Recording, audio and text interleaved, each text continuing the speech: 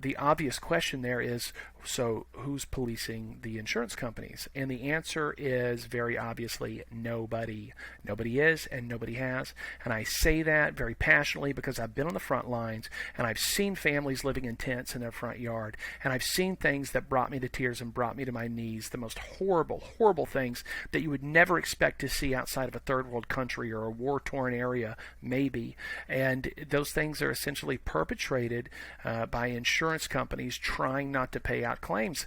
I'm not talking about people that didn't have insurance. I'm talking about people that have paid their insurance premiums. They had coverage for this, and they won't approve ALE. They won't approve mitigation, remediation. They won't approve repairs, and it's very unfortunate, the massive power imbalance that we see, and that's a big part of the mission of the APA and of APFIC to help balance that power.